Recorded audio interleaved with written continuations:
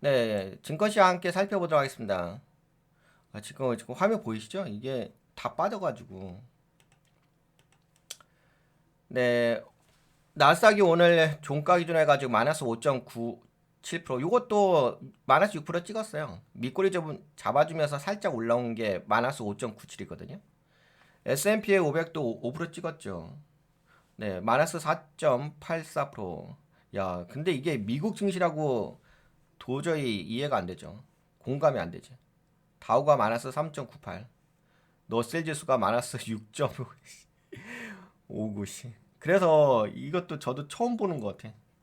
하락 종목 개수가 2,764개고요. 상승 종목 개수가 413개예요. 400대가 그렇게 쉽게 나오진 않은데. 투자 심리 관점으로 본다면 엄청나게 난리도 아니다.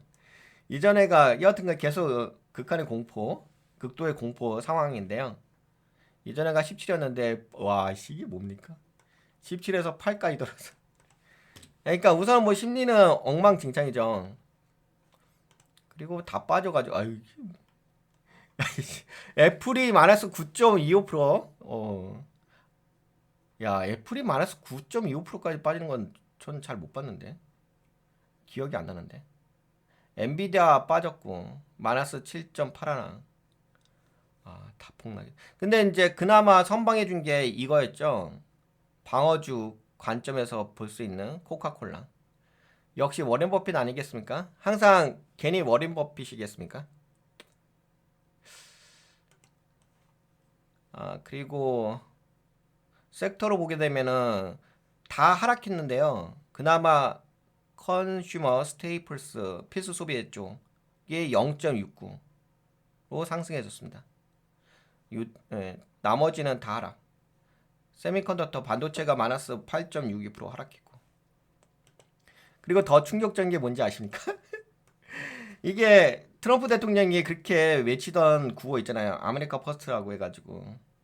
근데 이게 무슨 아메리카 퍼스트입니까? 이거 달러 인덱스 보이셨죠? 폭락이었어요. 어이씨. 지금 101.3일까지 내려왔네. 장대 음봉이네요. 그것도 오프닝 마르부즈 캔들 나왔다.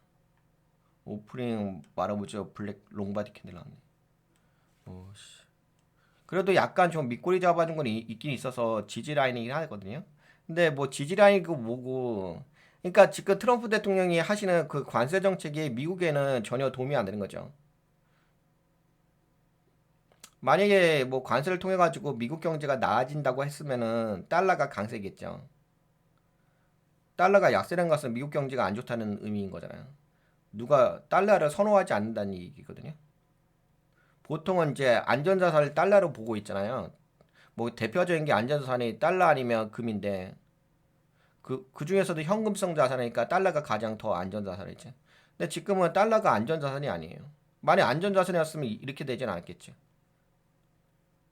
오히려 올라갔겠지.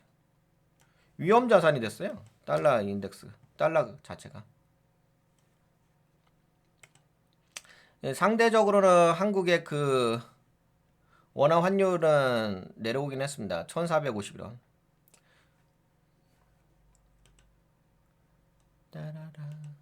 이 정도면은 시황은 아실 것 같고, 그 다음에 유럽 증시.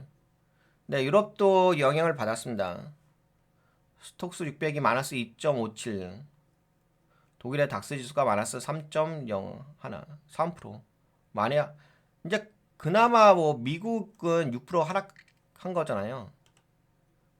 지금 독일의 닥스 지수가 가장 많이 빠진 건데 아니 이거는 이탈리아 MRB 지수도 있구나. 이탈리아 MR 그러니까 약 3% 정도, 3.5% 정도 최대 이렇게 빠진 것 같고. 그나마 뭐 미국 증시에 비해서는 다른 나라는 그렇게까지 많이 빠진 것 같지는 않습니다. 아니 상대적으로 물론 이제 전세적으로 관세 폭탄이 터져가지고 안 좋긴 한데 상대적으로 그렇습니다. 뭐 이 정도면 시장 분위기는 아시겠죠? 이거 보시다시피 뭐다 빠져가고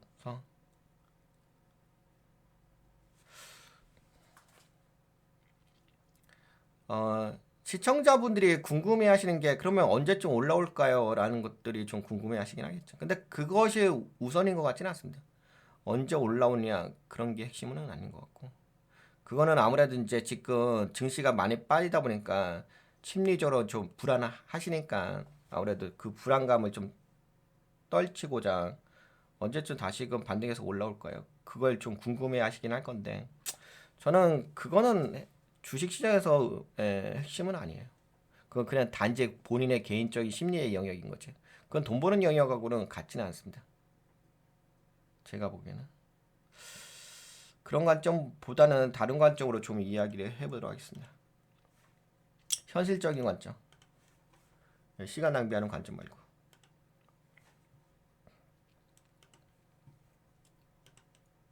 그래도 제가 좀 정리한 자료가 있으니까 정리한 자료가 함께 공유해 볼까요?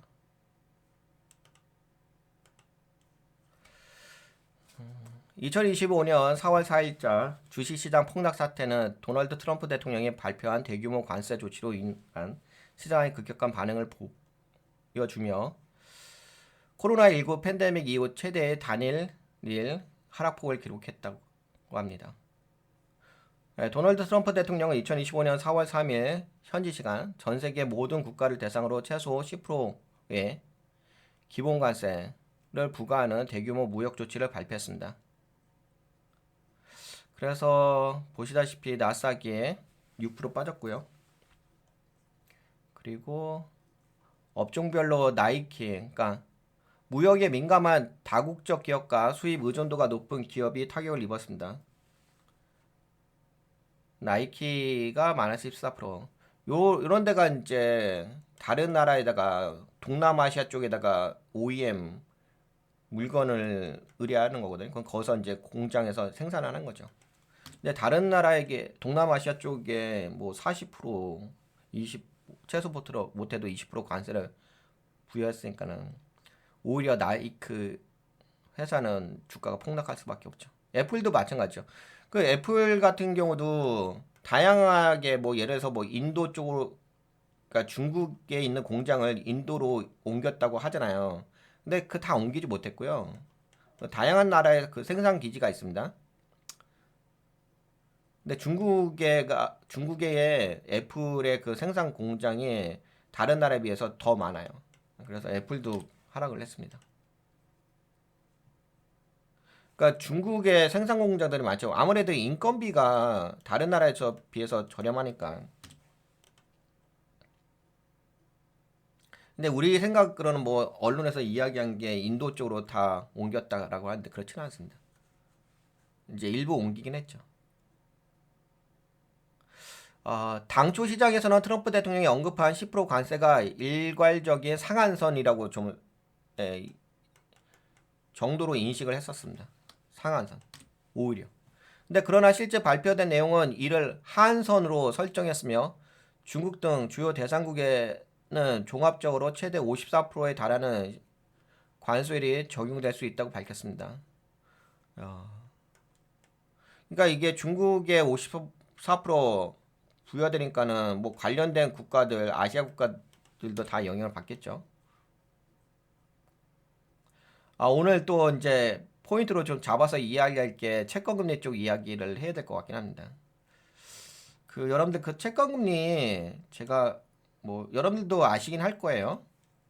근데 제가 강의도 했었는데 강의라고 해야 되나? 교육도 여기다가 예전에 여기 뭐 배어곡선 여기 불곡선 해가지고 스티플링, 플래트닝, 역전금리 이런 현상 이런 거 이야기를 했죠. 근데 이제 어떤 현상이 좀 발생했냐면은 저기 중에서 이 현상이 발생했어. 불스티핑 현상이 발생했어. 그러니까 이게 불스티핑이 2년물이 10년물보다 금리가 더 하락하는 거거든요. 그러니까 금리가 하락한다는 것은 그만큼 수요가 있다는 거잖아요. 그럼 반대로 채권 가격이 올라가는 거잖아. 그러니까 2년물 채권 가격이 더 올라가는 거야. 원래는 장기물이 아니 하여튼 이런 현상이 이제 불스탬핑인데 지금 한번 같이 봐볼까요? 불스트핑. 채권금리 많이 하락했어요. 연준에서 기준금리 인하를 하지 않아도 알아서 시장에서는 금리가 하락을 합니다. 네, 여기 이걸 보면서 함께 이야기해 볼까요? 여기 10년물 채권금리 저가로 4.001%까지 하락했고요.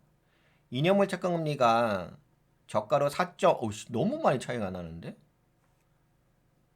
10년물이 4.001%거든요.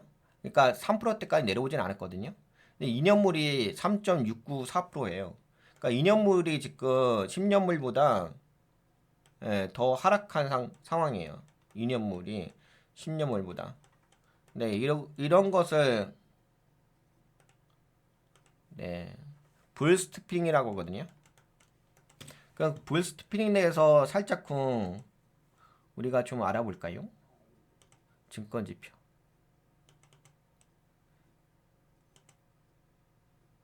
네. 네, 불스트핑은 채권 시장에서 수익률 곡선의 변화를 설명한 용어입니다. 네, 수익률 곡선이라고 하죠. 특히 경기 둔화 초기 단계와 관련된 중요한 시장 현상 중 하나입니다. 경기 둔화 초기 단계.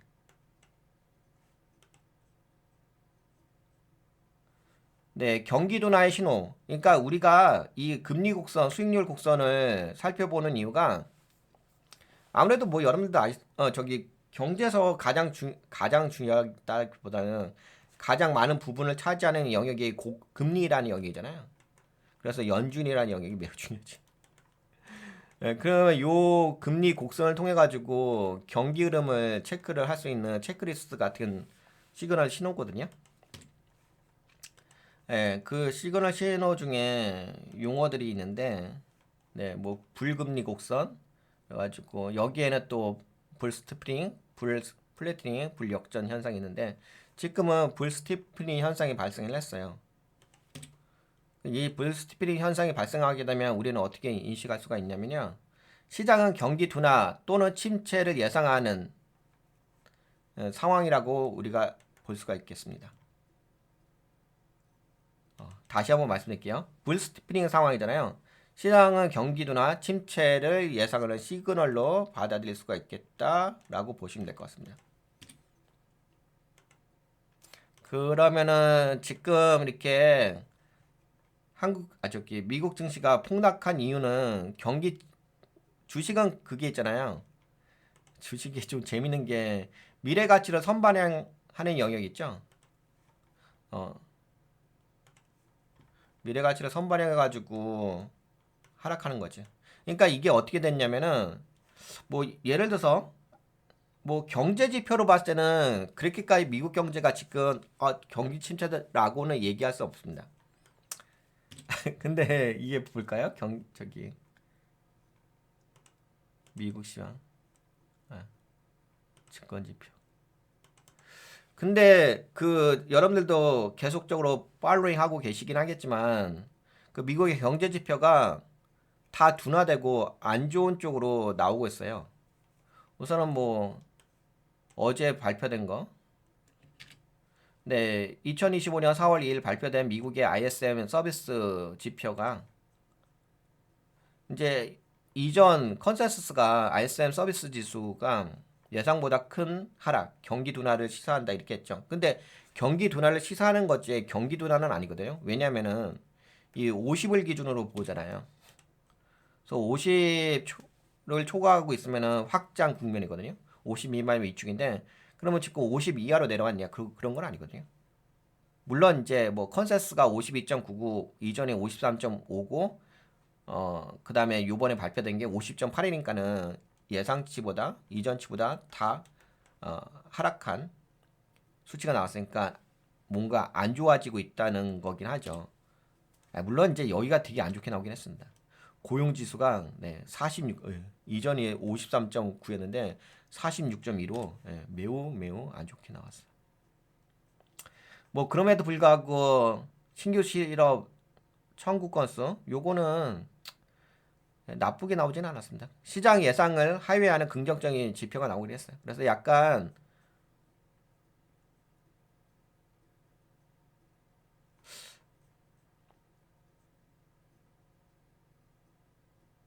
다른 경제 지표가 나와가지고 좀 갸우뚱할 수가 있긴 한데 그래도 그래서 무슨 말씀 드리려고 하냐면은 여하튼간에 경제 지표에서는 어, 경제가 둔화되고 있는 시그널은 있어요. 근데 그게 둔화됐다고는 얘기할 수 없죠. 경제 지표로만 봤을 때는. 그런데 이 지금 금리 곡선을 통해 가지고 살펴보니까는 경기 둔화 신호가를 보여주는 불스티프닝 현상이 발생한 거잖아. 근데 주식이란 것 자체는 미래 가치잖아. 그러면 경기 침체로의 시그널이 나왔으면은 마음의 준비를 하셔야죠. 그러니까 그렇잖아요. 여기서 나스닥이 이렇게 폭락하기 전에 내가 마음의 준비를 해야 되는 것처럼 폭락하고 나서 내가 뭔가 대처하려면 안 되는 거죠. 의미가 없잖아요. 그런 거예요. 그러니까 지금도 그러면은 지금 뭐 많은 전문가분들이 그런 이야기가 있죠. 아, 미국의 경기 침체에 대한 예상 확률이 뭐 이전에는 뭐 20%였는데 요번에 이제 40%까지 올라왔다. 이렇게 이야기하고 있잖아. 근데 제가 보기엔 거의 확정적인 것 같은데요. 저 불스트핑만 봐도. 그리고 이미 이렇게 하락한 거고. 그리고 이런 현상은 되게 통상적인 거잖아요. 이거 뭐 되게 특이한 것도 아닌 거고. 계단식 하락의 기본 패턴이잖아요. 계단식 하락에 이렇게 해서 기본 패턴에서 이렇게 빠지는 거잖아.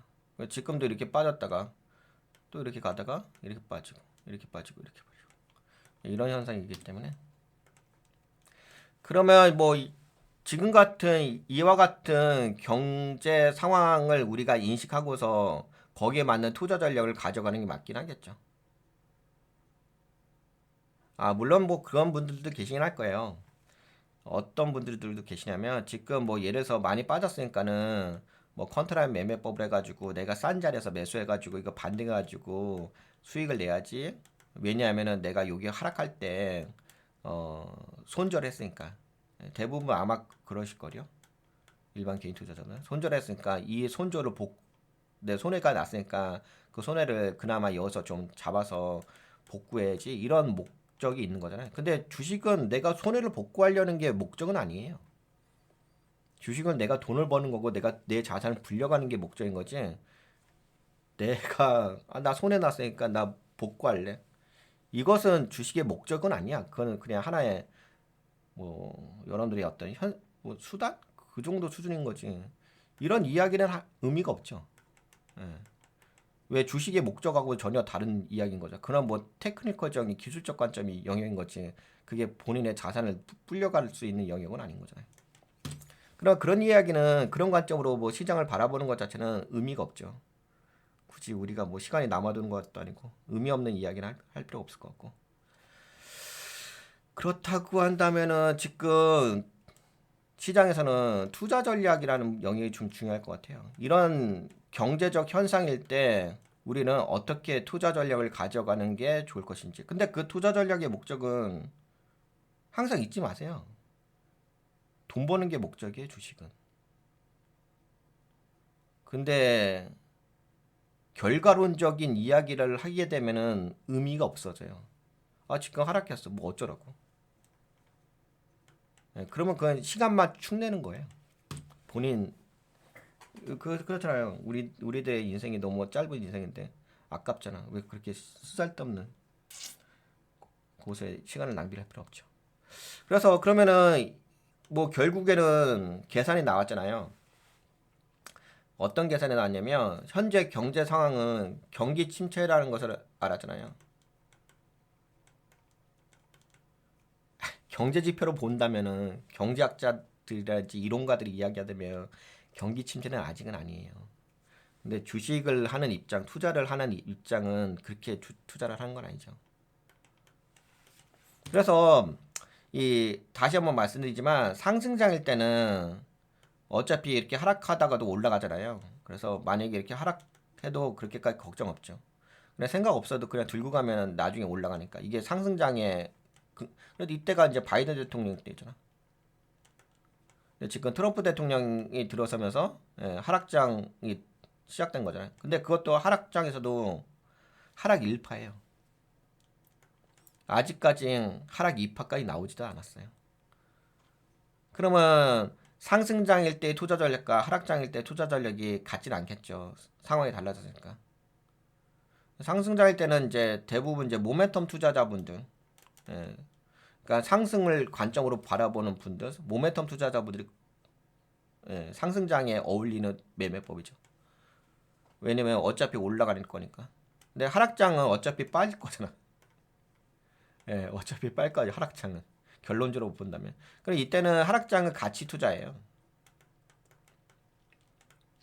가치 투자 매매법이 돋보입니다. 그래서 요새 계속 언급되는 게 누구예요? 워렌 버핏이 언급되잖아요. 오늘도 코카콜라만 올라가고 다른 데 다 빠지잖아.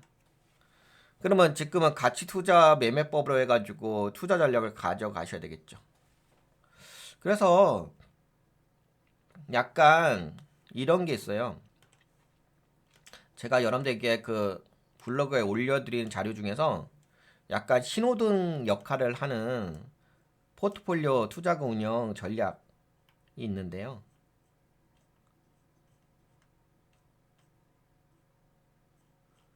찍 내려와라. 네, 여기서 이렇게 좀 나눴죠. 하나는 성장주 관점으로 바라보는 거고, 성장주는 아무래도 이제 모멘텀 투자자분들이 접근하는 영역이고, 또 하나는 이제 가치 투자 관점으로 접근하는 가치주, 가치 투자. 또 하나는 이제 리스크 매니지먼트 해야 되니까 현금성 자산. 근데 이렇게 좀 했거든. 그렇게 했을 때 지금은 아무래도 성장주 쪽의 비중은 좀 줄이셔야 되겠죠. 특히 뭐 고밸류에이션, 고퍼 관련된 종목들은.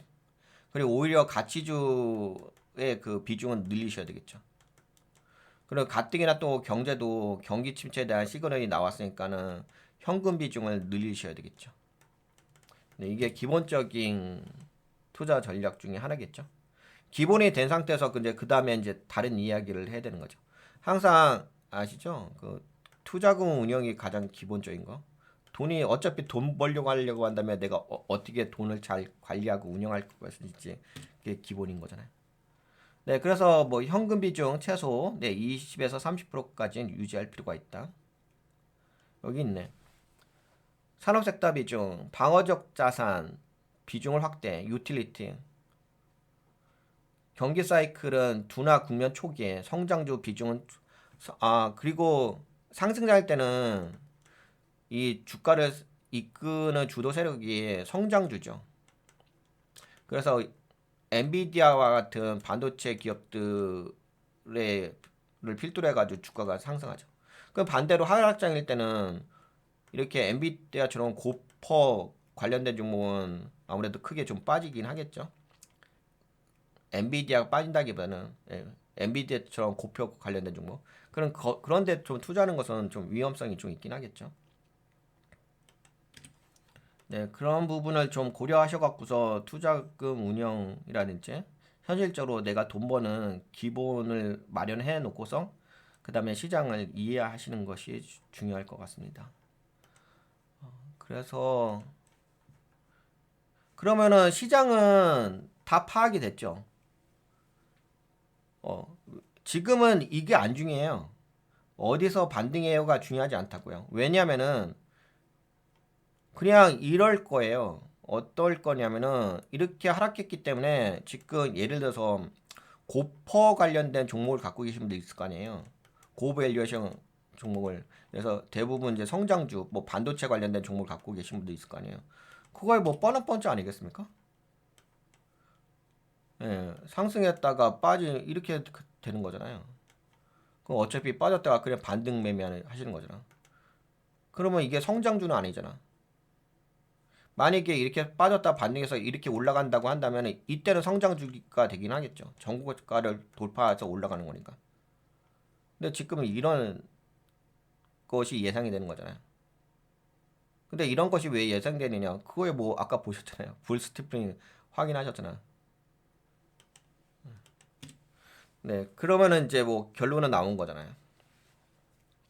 그렇다고 한다면은 뭐 오히려 성장주는 반등 매매밖에 없다는 거죠. 그럼 반등 매매라고 한다면은 뭐 그거는 그냥 단타 매매 정도 수준? 예. 근데 뭐 여러분들도 아시다시피 주식에서 내가 돈 벌 수 있는 게 단타로 해서 돈 벌어봤자 어차피 언젠가 또 잃어버리는 게 확률 매매 아니겠습니까? 그러니까 그건 뭐 그냥 시간 낭비하는 수준인 거니까 그런 이야기는 할 필요는 없을 것 같고.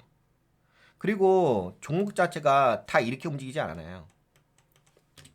여러분들 그 종목에는 다양한 섹터들이 있잖아요. 뭐 반도체만 존재하진 않잖아요. 뭐 예를 들어서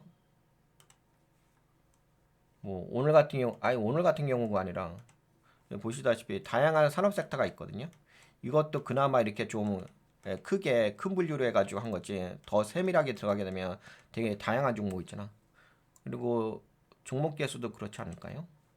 여기 3,000개가 있잖아. 3,000개. 3,000개가 다 이렇게 똑같이 움직일까요? 네, 그렇진 않죠. 그러면 결국에는 지금 이렇게 움직이는 대부분의 종목들은 고포 관련된 종목이에요. 그럼 고포 관련된 종목은 지금은 이제 좀 피하실 필요가 있긴 하겠죠. 물론 그런 건 가능하긴 하겠죠. 고포 하신 분들의 어떤 대부분 특징이 모멘텀 투자이기 때문에 또 여기서도 했던 투자 매매법을 또 여기서도 적용하시겠죠. 그 여기서 적용하시려면 이 하락장에서 상승장일 때 적용했던 그 매매법을 또 여기서도 적용해요. 왜? 본인이 알고 있는 노하우가 그 범위 내에서만 있으신 거잖아요. 그것을 초월할 수 있는 본인의 그 역량이 되시는 건 아니잖아요.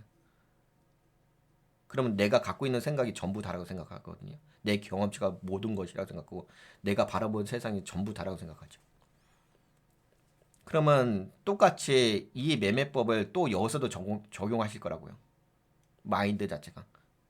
알고 있는 게 그거밖에 없으니까. 그러면 여기서 적용하시려면 어떻게 하실 것 같아요? 그러면 이거밖에 더 있겠어요? 빠지면은 올라가는 거, 이거 먹는 거밖에 더 있겠어요? 이거 노려보시고 계시는 거잖아요. 근데 이거 노리는 게 쉽진 않죠. 왜 쉽지 않냐면, 그나마 여기서 상승장일 때는 내가 실수를 해도 돼요. 사람은 누구나 실수할 수 있잖아요. 신이 아니잖아요. 그러면 내가 이렇게 올라가다가 내가 고점에서 샀어요. 이렇게 샀어. 그러면 떨어져도 상관없어요. 내가 손해가 아니라 내가 이렇게 수익률이 떨어져도 상관없어요. 왜? 어차피 상승자니까 올라가니까. 그러면 내가 잠시만 좀 멘탈만 관리하게 되면 다시 올라가니까 괜찮아요.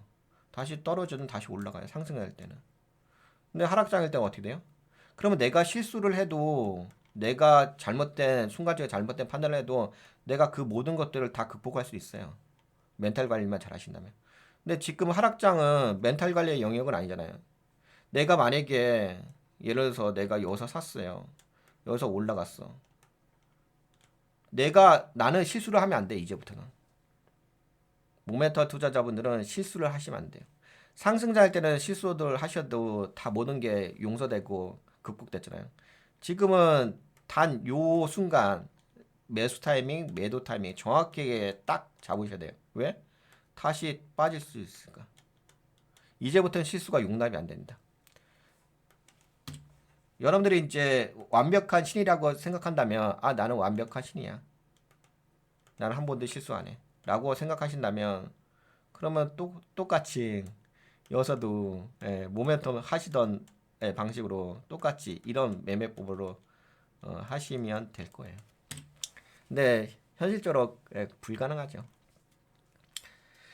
사람은 신인이 아니고 항상 실수를 하니까. 그런 것들을 다 위험 관리하면서 투자 전략을 가져가려니까.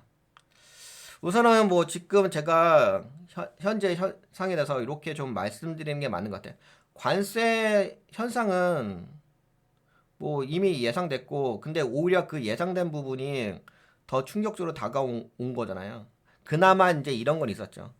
그나마 관세 이슈로 해가지고 혹시 예상치가 상한선이 10% 정도로 봤는데 오히려 지금은 상한선이 아니라 이게 하단선으로 잡힌 거잖아요. 관세 영역이.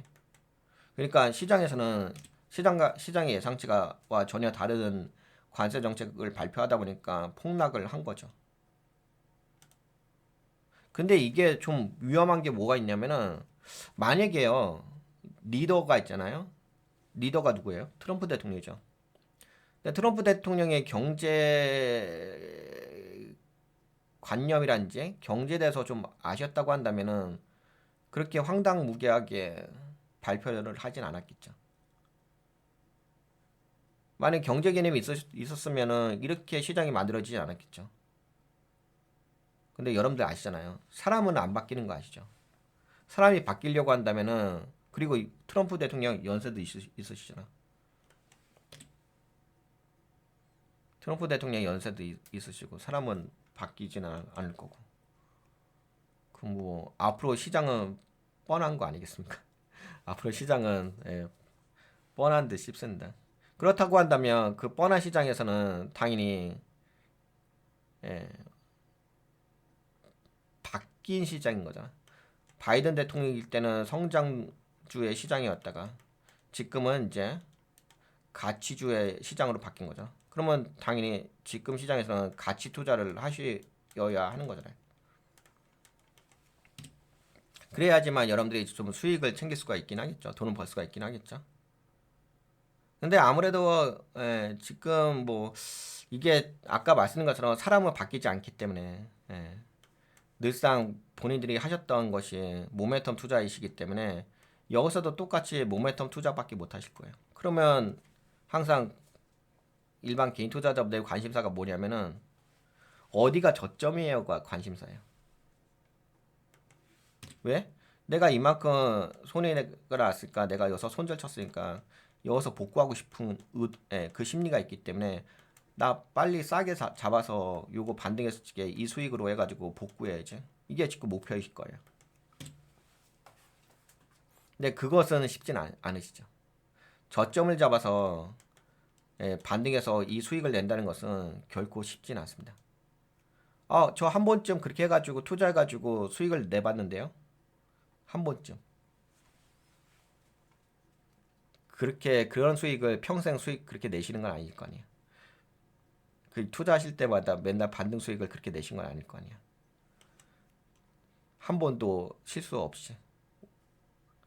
그러면 또 수익 냈다가 다시 실수하게 되면 다시 벌었던 돈 어떻게 됐어요?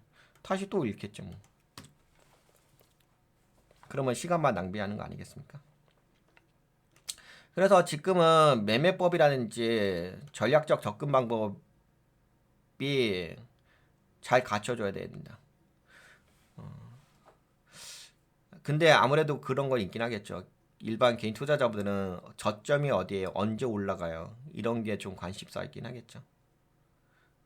근데 저는 올라가죠. 당연히 올라가지 않지는 않죠. 여기 이렇게 올라가듯이 항상 하락하면 올라가는 자리 항상 존재하죠. 그럼 이거 갖다가 올라갔다고 이해하기를 해야 하나요? 이런 투자를 하셔야 될 것 같아요. 나 이거 올라가는 거 맞췄어. 이거 맞춰서 뭐 하실 건데? 그러면 맨날 이 저점 잡아가지고 이거 올라가는 것을 정확하게 할 수 있는 능력이 되십니까? 일반 개인 투자자분들이. 전문가들도 불가능해요. 사람이라면 불가능합니다. 그냥 저런 건 있긴 하겠죠. 사람이란 게 기억이란 게 있잖아. 어떤 기억이 있냐면은 사람은 일반적으로 내가 나한테 좋은 기억, 내가 투자해가지고 돈을 번 기억에 대한 좋은 기억이 머릿속에 남죠. 근데 내가 손절한 기억은 빨리 지우려고 하죠.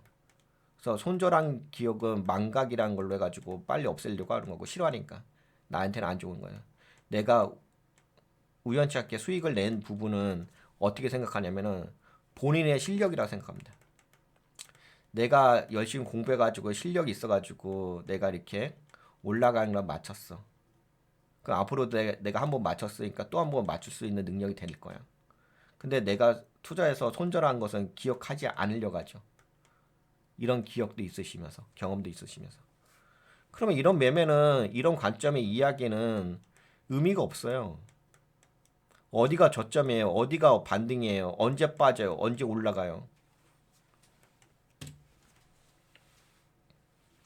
그러면 결국에는 안전판을 만들어야 돼요. 지금은 투자 전략을 가지게 내가 어떻게 안전하게 투자하면서 수익을 낼 것인지 안전판을 만들고 나서 그 다음에 이야기를 해죠. 그런 게 없는 상태에서 뭐 그냥 다 뭐 그런 식으로 이야기한다면 뭐 맨날 이런 행동만 할 거 아니에요. 아, 저점이 어디예요? 언제 올라가요? 의미 없는 얘기죠. 네. 의미 없는 얘기는 네, 그만두고 그러면 현재 상황에 대해서 좀 정리해서 이야기해 보도록 하겠습니다. 제가 어제 좀 고민을 했던 게 뭐 어차피 지금 시장 자체가 안 좋은 시장이고 앞으로도 안 좋은 시장일 거란 것은 근데 또 그런 건 있긴 하겠죠. 또 이렇게 하락하다가 또 반등해서 또 올라오면은 사람이란 게 지금은 심리적으로 불안하지만 다시 한번 올라가면 아 이제 뭔가 괜찮다 또 생각하겠죠. 근데 그건 그들만의 이야기인 거고 그건 너무 개념 없는 이야기니까 그런 수준으로는 언급하지 않겠습니다. 쓰잘데없는 이야기를. 그래서 제가 이걸 한번 좀 이야기하는 것도 좋을 것 같아요. 두 가지 관점으로 볼까요?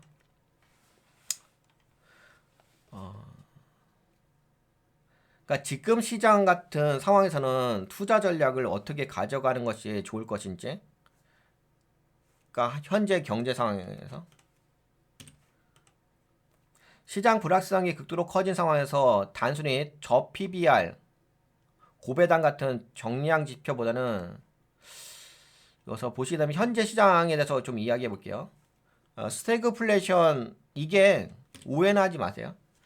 아직까지는 경제학적으로 봤을 때는 스태그플레이션은 아니에요. 경제학적 관점이라든지 경제 지표로 봤을 때는 스태그플레이션은 아닌데 투자하는 입장에서 이야기하는 거예요. 미래 가치에 대해서 이야기하는 거예요. 미래 가치의 관점으로 본다면 지금은 이제 스태그플레이션에 진입했다고 볼 수가 있긴 하겠죠. 저성장, 당연히 뭐 GDP 미국의 GDP 계속 빠지고 있죠. 근데 물가는 이번에 올라왔잖아요. PC 지수. 그래서 스태그플레이션 상태이고요.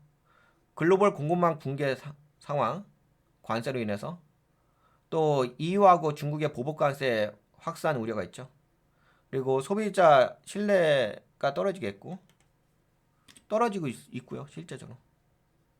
투자 지연, 그래서 실적에 대한 불확실성.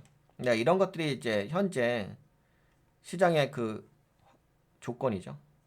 이런 상황에서는 어떤 투자를 좀 가져가야 될 것인가? 공급망 내재와 미국 내 생산 비중 높은 기업. 고율 관세 환경에서는 해외 생산 비중이 높은 기업일수록 비용 증가 리스크가. 근데 여기서 이야기하는 건 해외 비중이란 것은 한국 관점이 아니라 미국 관점이에요. 그래서 어떤 종목, 미국 내 공장 및 조립 생산 라인을 보유하고 있는 기업, 한국에 있는 종목 이해가 되시죠? 혹시 오해하지 마세요. 그러니까 미국 관점으로 보는 거야, 미국 관점. 그래서 미국 관점으로 본다면 미국 내, 그러니까 한국에 있는 기업이 미국 내에 공장이 생산 라인 공장이 있는 기업들이 있잖아요. 네, 그런 기업이라고 한다면 관세에서 위험 회피가 가능하긴 하겠죠. 일부.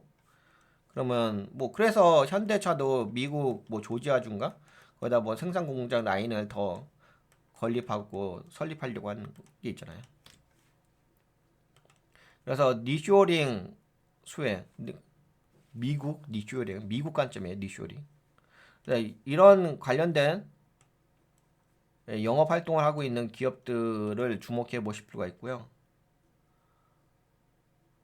그 다음에 뭐 중국과 베트남의 고율 관세를 부과받았잖아요. 뭐 45%, 뭐 54% 이렇게. 그러면 뭐 멕시코라든지 인도 상대적으로 관세율이 좀 적은데 그런 기업들을 여러분들이 이제 기업 분석할 시기에 보실 필요가 있을 것 같고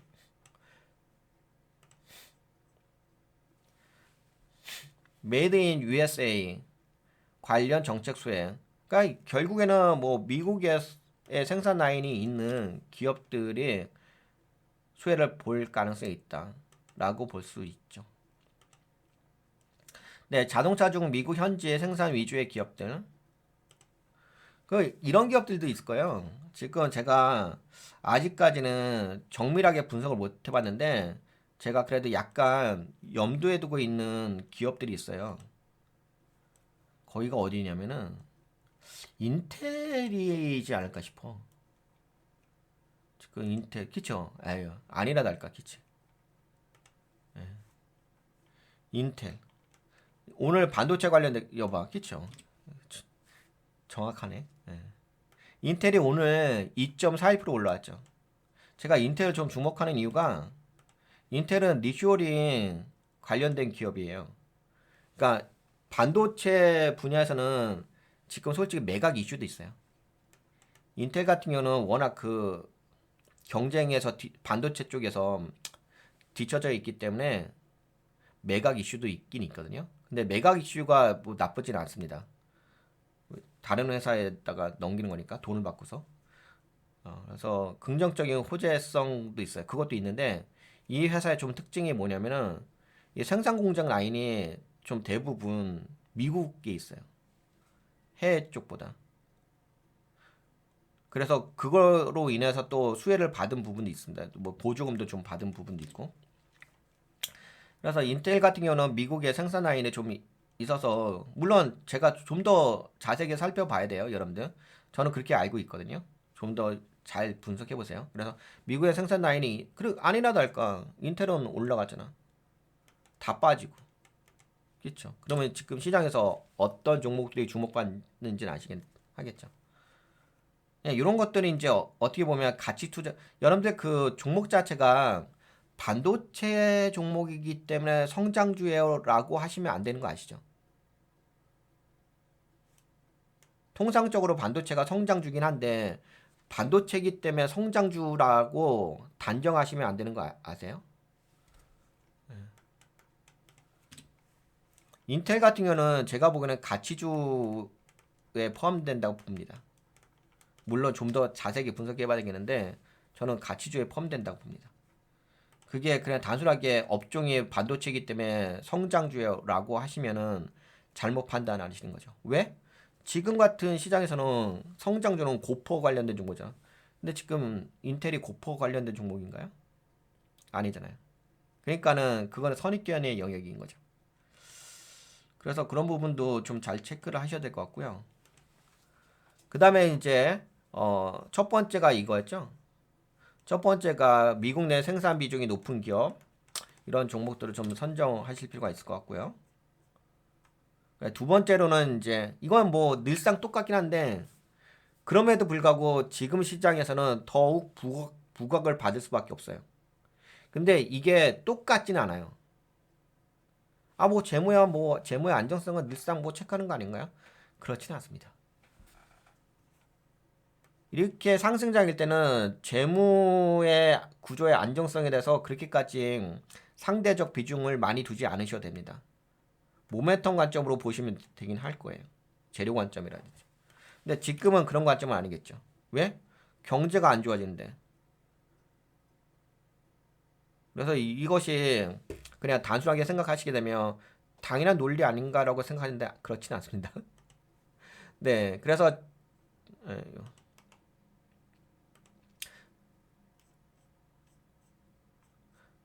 네, 두 번째로죠. 네, 첫 번째가 여기 있구나. 이게 이건 이제 환경인 거고. 요게 이제 여기부터 첫 번째죠. 예, 1번. 미국 내 생산 기업이 높은 기업들. 그리고 두 번째죠. 일어서 있는. 그리고 재무 구조 안정성 및 현금 흐름이 탄탄한 기업. 금리 불확실성이 높아지면서 사입 비용이 증가하고 있어 부채 많은 기업은 좀 불리할 수 있다. 물론 이제 앞으로 금리 인하가 되긴 할 거예요. 지금 아까 보셨다시피 2년물 채권 금리가 10년물 채권 금리가 더 빠지면서 불스티프링이 발생을 했잖아요. 그렇게 되면은 이제 2년물 채권 금리가 더 빨리 움직였죠. 2년물 채권 금리는 보통 선반영하는 게 최대 2년이잖아요. 1년에서 2년을 선반영하면서 움직이는 거죠. 그러니까 그 선반영했다는 얘기는 무슨 얘기죠? 조만간 연준에서 금리를 인하할 가능성이 높다는 거죠. 그러면 이제 금리는 좀 빠지긴 하긴 할 거예요. 근데 그 금리가 빠지는 게 단순하게 금리 빠지는 영역이 아니라 경제가 안 좋아지면서 빠지는 영역이기 때문에 당연히 뭐 재무 구조가 안전하고 현금 흐름이 탄탄한 기업을 더 주목하셔야 되긴 하겠죠. 요거는 그냥 예시로서 말씀드리는 업종이에요. 뭐 오늘도 유틸리티가 올라갔잖아요. 유틸리티는 뭐 필수 소비재 쪽에 포함되는 거니까 섹터상. 유틸리티 쪽 컨슈머 이게 필수 소비재가 이구나. 컨슈머 스테이플스. 얘가 0.69.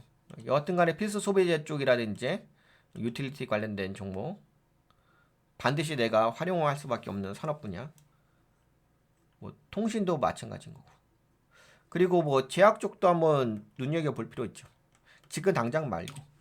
지금 당장은 약간 아쉬운 부분이 있어요. 어떤 부분이 좀 아쉽냐면은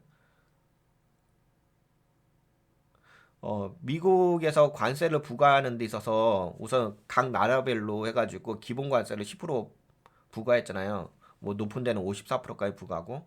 그런데 또 품목별로 부과하는 영역이 있잖아요. 우선 가장 최근에 이슈가 자동차였잖아요. 자동차에 25%인가요? 부과. 이거 말고 또 뭐가 있냐면 제약 쪽에도 그 지금 바이오 생산 라인이 중국에 거의 대부분 있거든요. 뭐 다른 나라에 뭐 인도라든지 다른 나라에 있거든요. 이것도 미국으로 옮기라고 트럼프 대통령이 언급을 하셨더라고요. 예, 그래서 이것도 아마 제약바이오 쪽도 아마 좀 관세 이슈가 한번 또 나올 수도 있을 거예요. 품목별로. 그러면은 또 그때 한번 충격을 받긴 받을 수도 있을 겁니다. 하지만 그럼에도 불구하고 뭐 제약바이오 쪽은 경기 방어주의 의미가 좀 있으니까는 주목해 볼 필요가 있긴 하겠죠. 당장은 아니라 하더라도. 그리고 나서 이제 정책 수에 관련된 종목들을 주목해 보실 필요가 있습니다.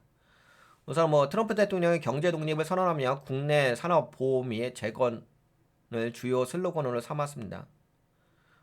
니쇼링, 제조 복귀, 그다음에 여기서 아마 이쪽을 한번 주목해 보실 필요가 있을 것 같아요. 화학 에너지, 화석 연료. 요쪽에 정책 수혜주죠.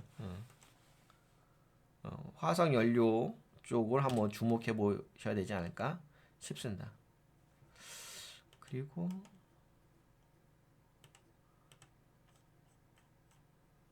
네, 경기 방어형 고배당 종목. 이제 배당이 중요하긴 하죠. 경기 방어 주면서.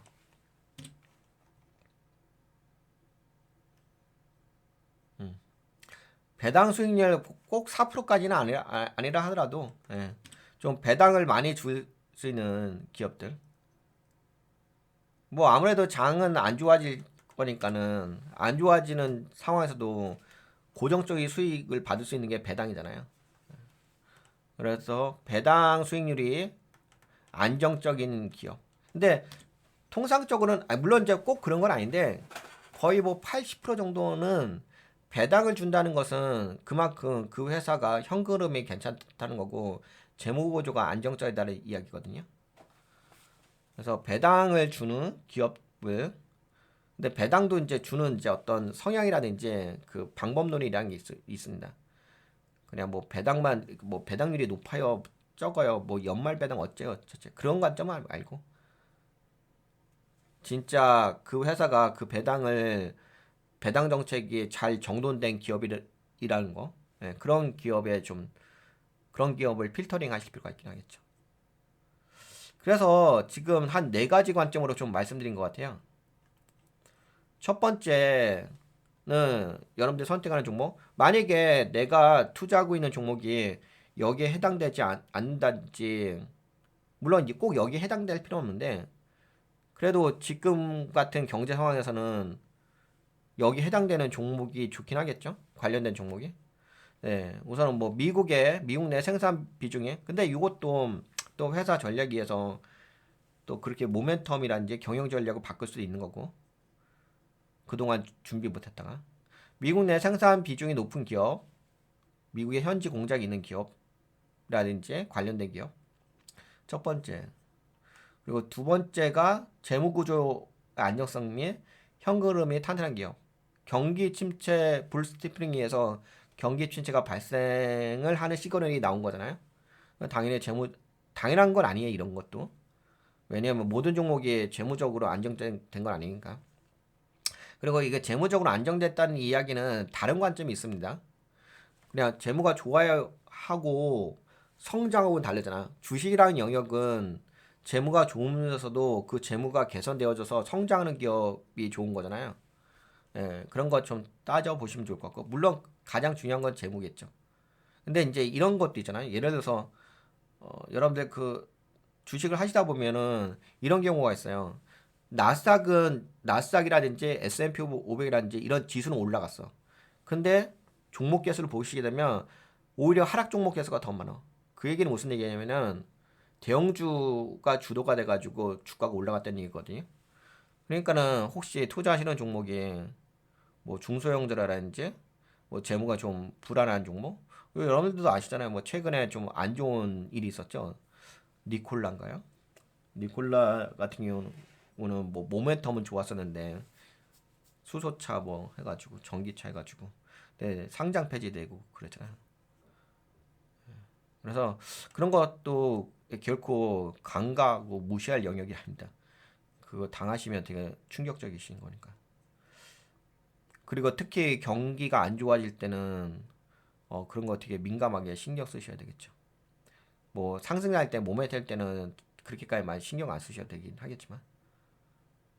그리고 세 번째는 이제 정치의 수혜 섹터. 섹터가 아니라 수혜 종목. 근데 제가 보기에는 화석연료 쪽이 한번 주목받지 않을까 싶습니다. 그쪽으로 계속 보고 있고. 그리고 또 철강. 지금 트럼프 대통령이 계속 이야기하는 게 자동차, 철강, 그다음에 알루미늄 요렇게 약간 품목별로 지정하는 섹터가 있죠. 그리고 인프라 쪽으로 화석연료 쪽도 하고 그런 쪽도 정책 수혜해 주니까 근데 실제적으로 정책 수혜해 주는 돈이 뿌려져야 돼요. 승수 효과가 나오기 위해서 정부에서 돈이 나가야 돼. 단순하게 뭐 관세 정책으로 해가지고 철강 산업을 보유한다. 이것만으로는 뭐 그것도 좋긴 하겠지만 실제적으로 돈이 풀려서 그쪽 산업에 좀 집중적으로 투여가 되는 섹터라고 한다면은 정책 수혜주라고 볼 수가 있긴 하겠죠. 왜냐면 어차피 주식이란 것 자체는 금융이란 것은 돈의 영역이기 때문에. 그리고 네 번째 마지막으로 이제 고배당 관련된 종목. 근데 이 고배당은 단순하게 뭐 배당률이 높아요의 관점은 아닙니다. 항상 지금 여러분들에게 한 네 가지 기준을 말씀드렸는데 이 네 가지 기준은 그냥 단면지로 보시게 되면은 뭐 그냥 경제 관점으로만 보시게 될 거예요. 근데 항상 여러분들이 놓치시지 말아야 하실 거는 뭐냐면 우리는 주식 투자자예요. 주식 투자자는 주가가 올라가야 돼요. 주가가 올라가려면 성장을 해야 돼요. 성장하려면 펀더멘탈이 받쳐줘야 되는 거고 미래 가치가 있어야 되는 거예요. 근데 그 미래 가치는 경기 흐름에 맞춰서 움직이는 겁니다. 그래서 배당도 마찬가지야. 배당도 보실 적에 단순하게 뭐 배당률이 뭐 4% 이상 이런 식으로 보는 건 아닌 거 아시죠? 그 회사의 어떤 사업의 영역이라든지 비즈니스 모델에 돈을 벌 수 있는 구조인지를 체크하신 다음에 투자하셔야 되는 거. 그러면 저 네 가지를 좀 말씀드렸습니다. 저 네 가지는 되게 필수적인 요소니까 지금 경기 상황에서는 네, 당연히 체크하셔야 될 것 같고 그 다음에 이제 피해야 할 종목, 예, 높은 부채 비율. 이게 당연한 얘기는 아닙니다. 상승장일 때는 부채 비율이 높아도 상관이 없어요. 예, 상관이 없지는 않죠. 있는데 그나마 덜 민감한 거죠. 근데 지금은 되게 민감해졌죠. 높은 부채율과 금리 민감도 이런 거 체크해 보시고, 만약에 내가 투자하고 있는 종목이 부채 비율이 높다, 예, 그러면은 좀 그러겠죠. 그 다음에 베트남 중국 의존형 OEM 기반의 소비재, 미국 내 생산 거점이 미비한 기업, 노비력이 낮은 외국계 기업, 그 다음에 고퍼 실적 가이던스 하향 중인 성장주. 특히 고성장주 중 매출 기반의 수출에 집중된 기업은, 그렇죠. 아까 전에 그 오늘 애플이 하락했잖아요. 특히 미국 의존, 저기 중국 의존도가 크잖아. 공장도 그쪽에 좀 상대적으로 있고. 네, 고성장주 중에서 매출 기반의 수출에 집중된 기업은 환율과 관세의 이중 리스크에 노출되어 있습니다. 네, 결론. 네, 미국 내 생산 기반이 있는 기업, 관세에 피해 정책 수혜 중, 그다음 현금 재무 안정성, 금리 불확실성 대응력, 금리 쪽도 포함되긴 한데 금리보다는 경제 관점으로 보시면 될 것 같아요. 그다음 정책 수혜 섹터, 그쵸. 여기서 딱 나왔죠. 정부 지출 수혜, 돈이 나가야 돼요. 그다음에 이제 방어형 고배당, 근데 고배당도 성장성이 있는 고배당이어야 됩니다. 그냥 단순하게 뭐 배당을 많이 줘 그런 수준은 아닌 거고. 그래서 이런 이제 공동분모가 있는 기업들을 좀 선정하셔서 투자 전략을 가져가시는 게 좋을 것 같습니다. 지금은 무조건 성장이 아닌, 예, 이거 잘 들어보세요. 지금은 무조건 성장이 아닌 리스크 회피, 이게 우선이겠죠. 리스크 회피가 우선입니다. 리스크 매니지먼트가 우선이에요. 그 다음에 생존력, 정책 대응력, 예, 정책 적응력, 이 세 가지의 키워드를 잘 염두에 두셔보세요. 리스크 회피, 생존력, 정책 적응력이 있는 기업이 우선입니다. 네, 오늘 여러분들과 좀 더 많은 이야기를 좀 해야 되긴 하는데, 시간 관계상 준비한 자료는 많이 있는데 우선 여기까지 이야기할게요. 이번 시간에는.